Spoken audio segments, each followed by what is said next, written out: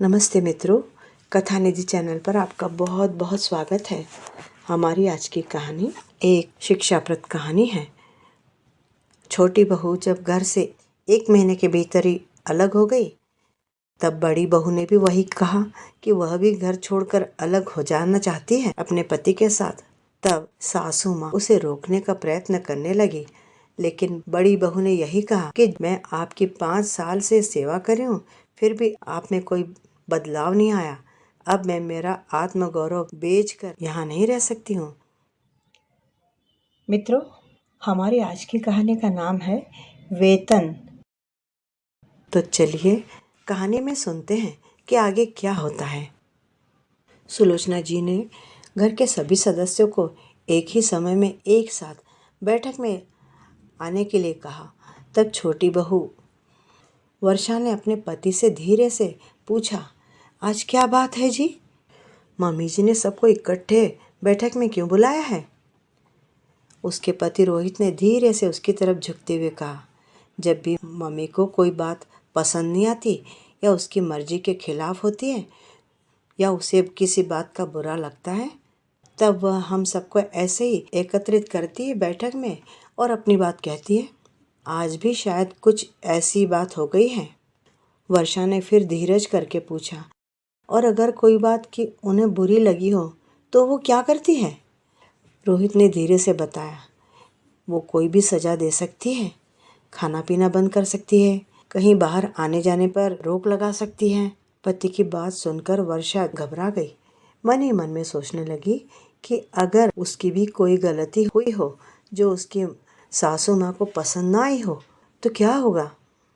जब सभी लोग बैठक में जमा हो गए तो सुलोचना जी बोली, देखो, हमारे घर में एक नए सदस्य का आगमन हो गया है।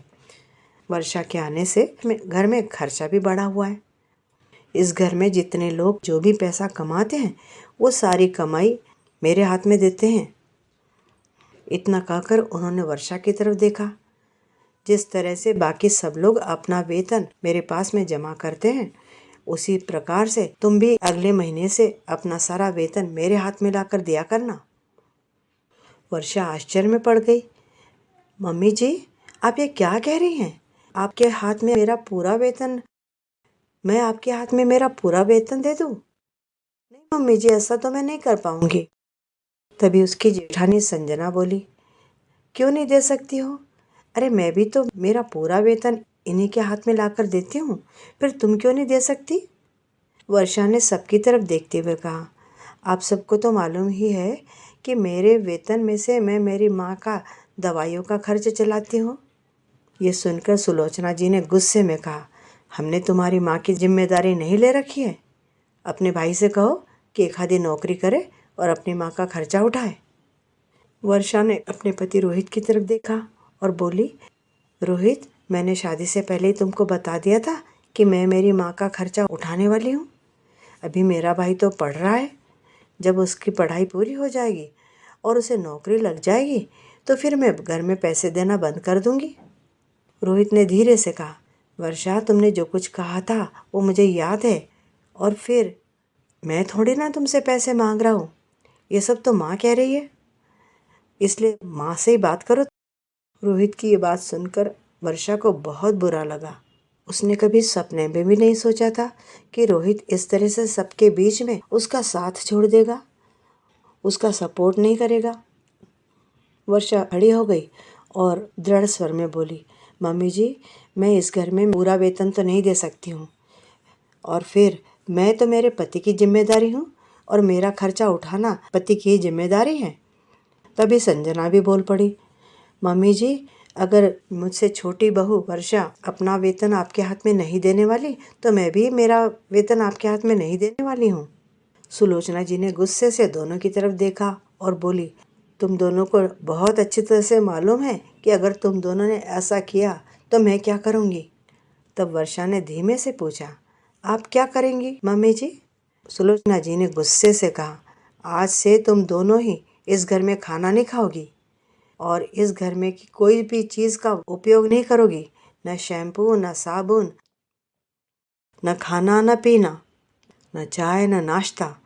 सास की बात सुनकर वर्षा ने अपने ससुर बसंत जी की तरफ देखा। पप्पा, ये कैसा नियम है अपने घर में? अगर पति कमा रहा है तो अपनी पत्नी का खर्चा उठाना उसी की जिम्मेदारी नहीं है क्या? पत्नी कमाए अगर ना कमाए। बसंत जी ने धीमे स्वर में कहा, मैं इस बारे में कुछ भी नहीं कह सकता हूँ। छोटी बहू, तुम्हारी सास के हाथ में शुरुआती से ही इस घर की जिम्मेदारी रही है, इसलिए वो जिस ढंग से चलाना चाहती है घर को वैसे चलाती हैं। तभी सुलोचना जी ने खड़े होकर कहा, कल से तुम दोनों इस घर में कुछ भी न खाओगी और न चाय वाय पियोगी। अगर तुम दोनों ने इस घर में कुछ खाया या चाय नाश्ता किया तो तुम्हें उसके लिए पैसे देने पड़ेंगे। इतना कह के वे दंदनाती हुई निकल गई।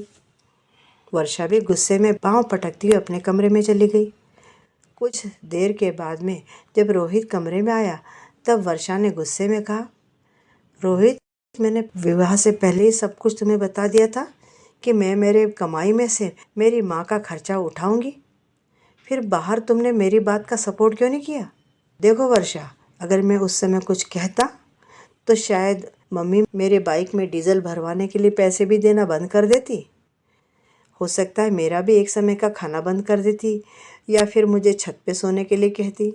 अब तुम ही बताओ, मैं तुम्हारा सपोर्ट कैसे करता? वर्षा ने गुस्से से उसकी तरफ देखा और बोली, रोहित, अगर तुम्हें हमेशा अपने माँ के सहारे जिंदगी बितानी थी तो तुमने विवाह ही क्यों किया, रहते उसी के साथ में। इतना कहकर वर्षा ने मुंह पर चादर खींच ली, करवट बदल के लेट गई। दूसरे दिन सुबह दोनों बहुएं उठकर घर के कामों में लग गई। उन्होंने सारे घर के लिए नाश्ता तैयार किया, चाय बनाया और जब सब लोग चाय नाश्ता कर चुके तो वे दोनों भी अपने लिए प्लेट्स लेकर टेबल के पास में बैठ गई। तभी उनकी ननंद प्रिया ने उन दोनों के सामने से प्लेट खींचते हुए कहा, कल रात को मम्मी ने जो कहा था वे तुम दोनों शायद भूल गई हो। जब तक तुम अपना वेतन मम्मी के हाथ में नहीं देती हो तब तक इस घर का खाना नहीं खा सकती हो तुम दोनों। वर्षा बिना डरे उससे बोली, देखो प्रिया, इस घर में खाना खाना ये हमारा अधिकार है, हक है। ये हक हमसे कोई भी नहीं छीन सकता है। इतना कहकर उसने अपनी प्लेट उसके हाथ से ले ली और उसमें नाश्ता लेके अपने कमरे में चली गई। फिर अंदर से दरवाज़ा बंद कर लिया, आराम से भरपेट नाश्ता कर लिया और कुछ देर के बाद में बाहर आई। प्लेट किचन में रख कर अपना बैग उठा के ऑफिस के लिए निकल गई। इधर संजना ननंद और सास के डर की वजह से कुछ भी खाए पिए बिना ही ऑफिस निकल गई थी। उस शाम जब वर्षा ऑफिस से वापस आई तब उसने देखा कि रसोई घर के दरवाजे पर ताला जड़ा हुआ था। वह सीधी अपनी सास के कमरे में जा धड़की। मम्मी जी, आपने किचन को क्यों लॉक करके रखा है? सुलोचना जी ने ठंडे सर में जवाब दिया, जिससे कि तुम दोनों चुपचाप जाकर कुछ खाओ ना। जब तक तुम दोनों पैसे नहीं दोगी तब तक तुम दोनों को कुछ भी नहीं मिलने वाला। संजना बेचारी पहले ही ऑफिस से थकी मांदी आई हुई थी। उसके चेहरे से थकान साफ दिखाई दे रही थी और लग रहा था कि शायद उसने सुबह से कुछ भी खाया नहीं है। तब वर्षा ने अपने सास की तरफ देखते हुए कहा, तो क्या बाकी के लोग भी कुछ खाना नहीं खाएंगे?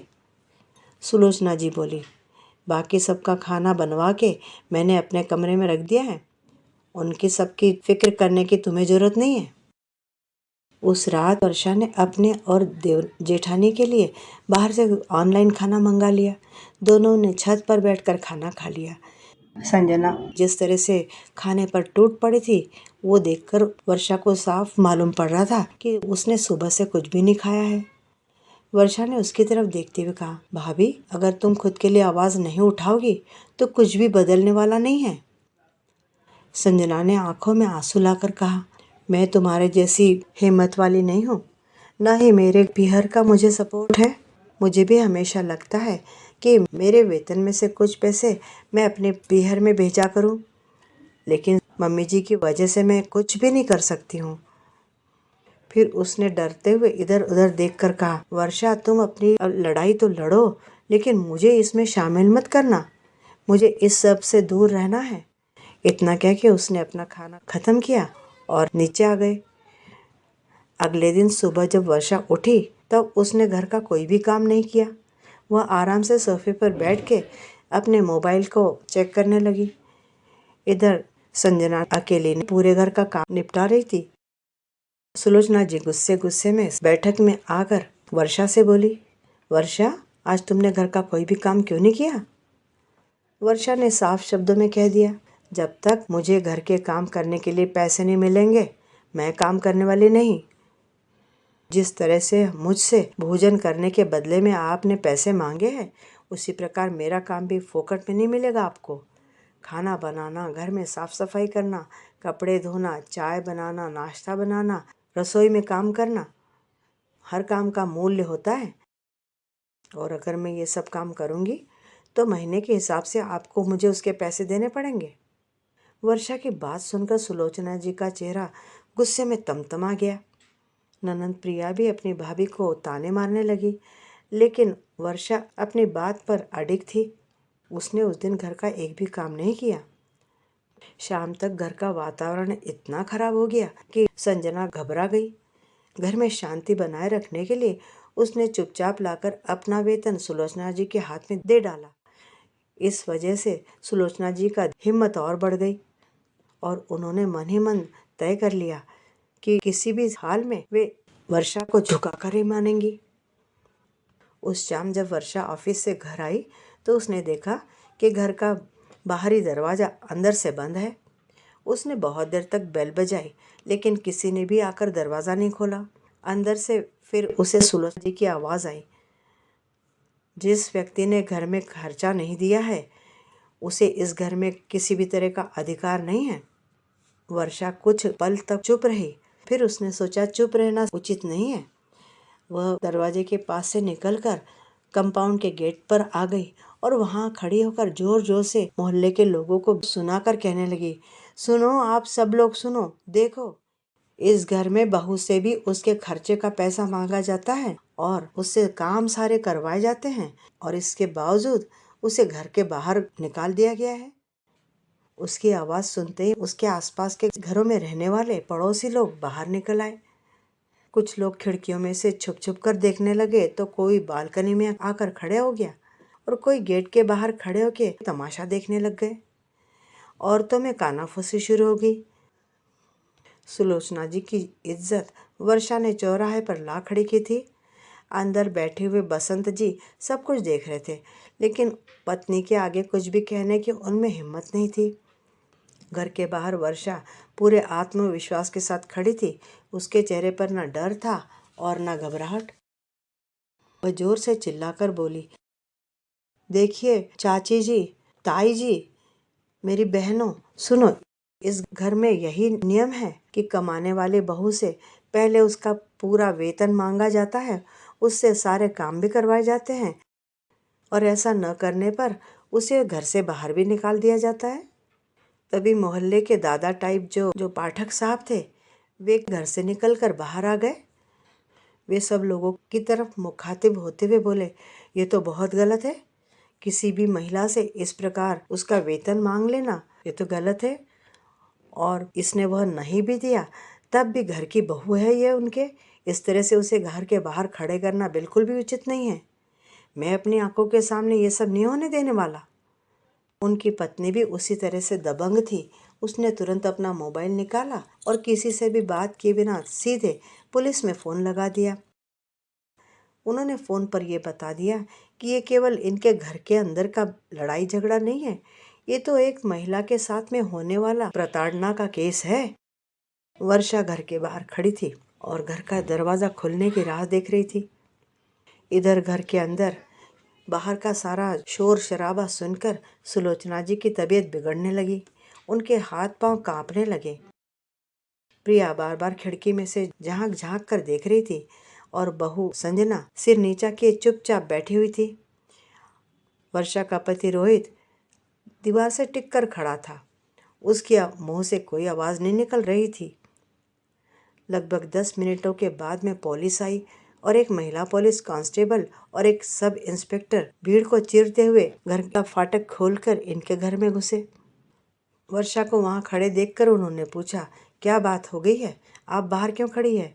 क्या आपके बारे में फ़ोन लगाया गया था?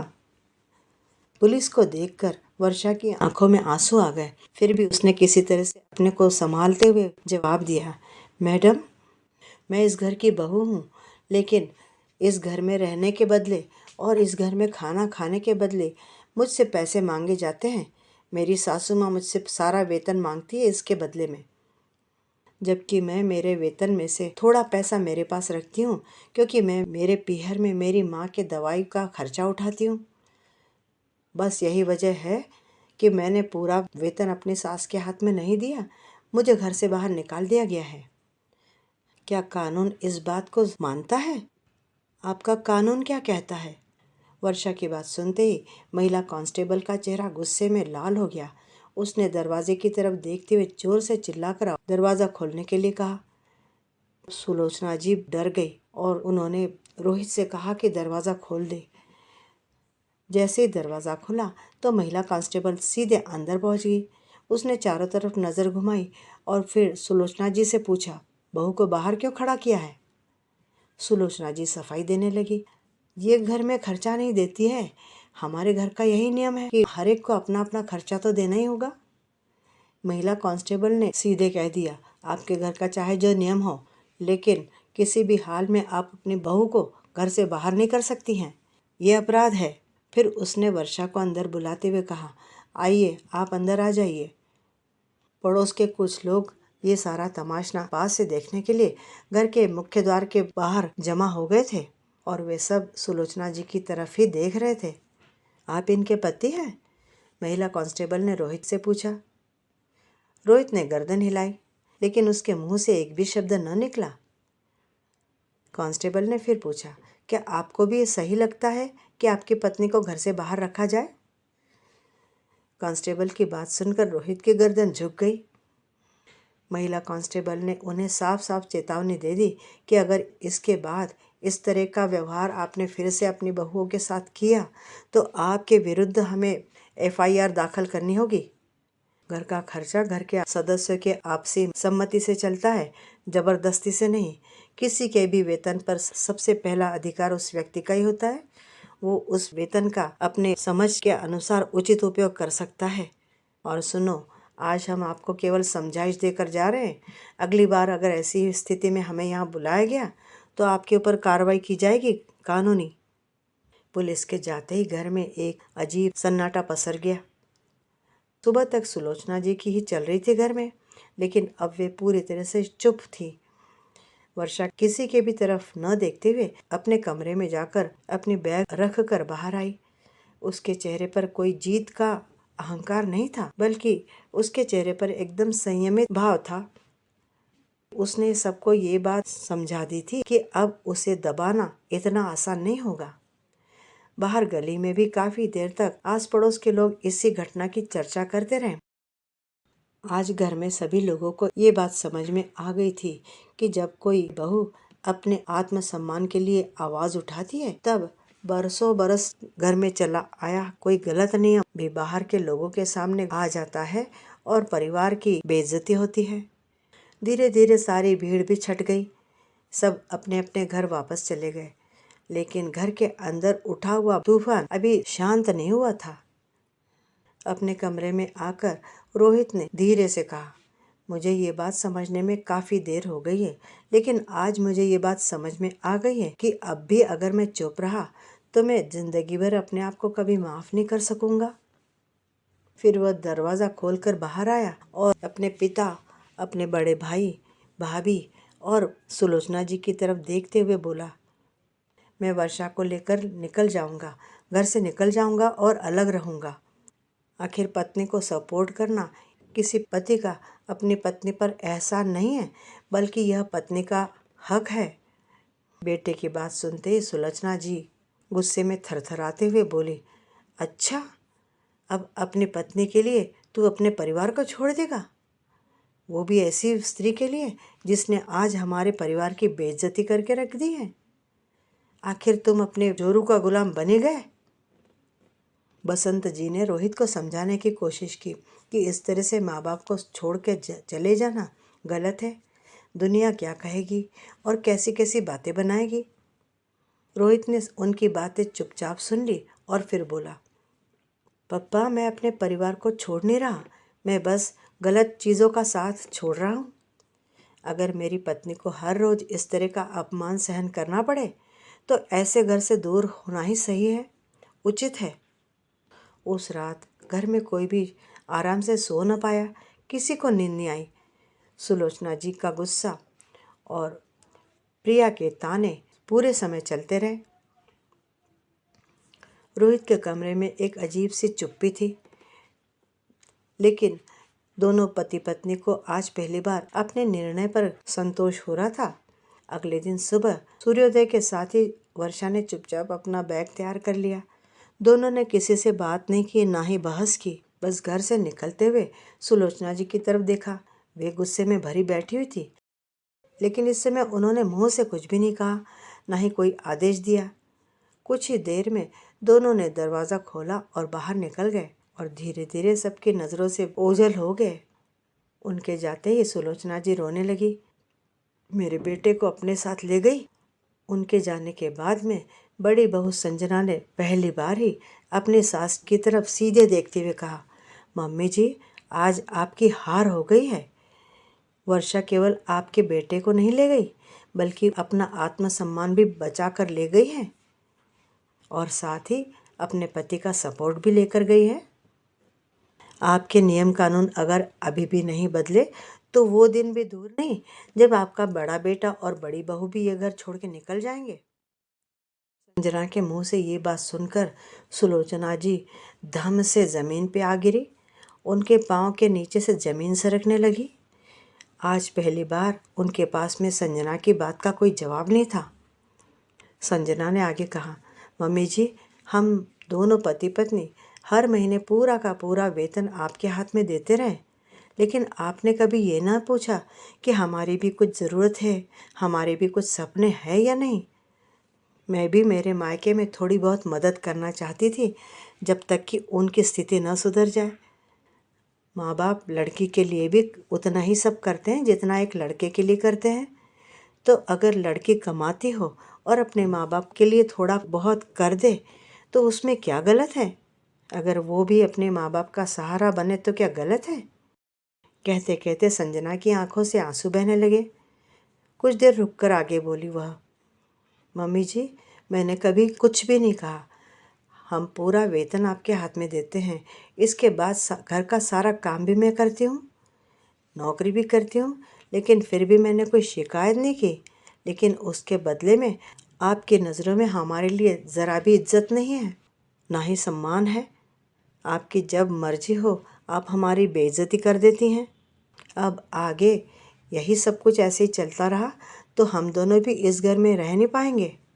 इतना कह के संजना अपने कमरे में चली गई।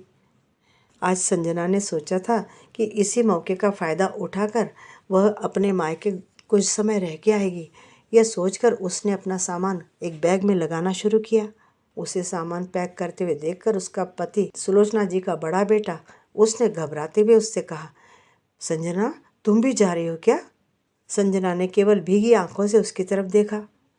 सुनो, अगर ये हमारे घर में मम्मी जी का कानून ऐसे ही चलता रहा तो हमारे बच्चे भी हमारी इज्जत नहीं करने वाले और धीरे धीरे हमारा आत्मसम्मान मम्मी जी पूरी तरह से कुचल के रख देंगी। मैं तो जा रही हूँ आज मायके। बहू की बात सुनते ही सुलोचना जी के हाथ से पानी का गिलास ज़मीन पर गिर पड़ा। उन्हें पहली बार ये एहसास हुआ कि एक एक करके अगर उनके परिवार के सभी सदस्य उनसे दूर हो गए तो वे और बसंत जी घर में अकेले रह जाएंगे।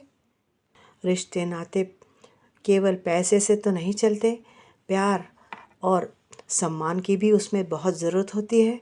एक दूसरे की इज्जत रखनी भी बहुत ज़रूरी होती है। सुलोचना जी की आंखों से भी आंसू बहने लगे। फिर उन्हें अपनी जिद और अपना अहंकार और अपनी गलतियां एक एक करके उन्हें याद आने लगी। वे तेज कदमों से चलती हुई संजना के पास पहुंची और उसका हाथ पकड़कर रोने लगी।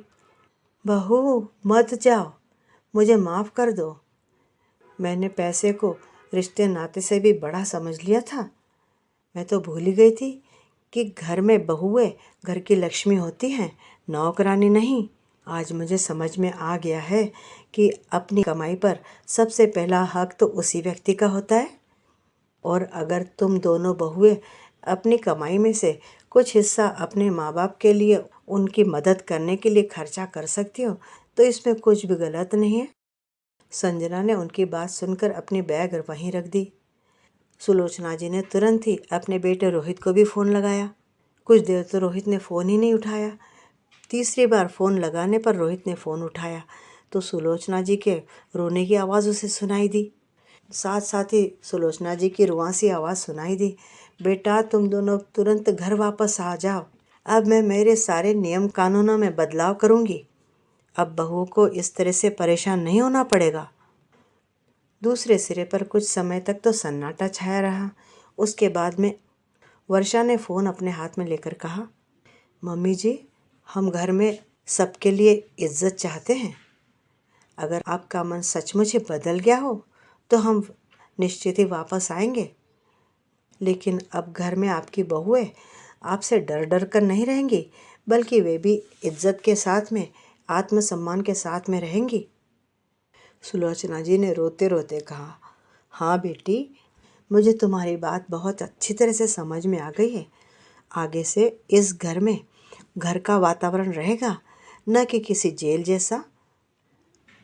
वर्षा और रोहित भी घर आ गए और उसके बाद घर में वातावरण वाकई में बदल गया। अब घर में किसी को किसी से कोई शिकायत न रही। मित्रों, कहानी अच्छी लगी हो तो कहानी को एक लाइक कीजिएगा। क्या कमाने वाली बहुएं अपनी इच्छा से अपने पैसे, अपने कमाई का कुछ हिस्सा अपने परिवार में दे तो ये उचित है या गलत? अपने कमेंट में ज़रूर लिखिए। और चैनल पे नए हैं तो चैनल को सब्सक्राइब कर लीजिए। कहानी सुनने के लिए धन्यवाद। आपका दिन मंगलमय हो। क्या कमाने वाली बहुएं अपनी इच्छा से अपने पैसे, अपने कमाई का कुछ हिस्सा अपने परिवार में दे तो ये उचित है या गलत? अपने कमेंट में ज़रूर लिखिए। और चैनल पे नए हैं तो चैनल को सब्सक्राइब कर लीजिए। कहानी सुनने के लिए धन्यवाद। आपका दिन मंगलमय हो।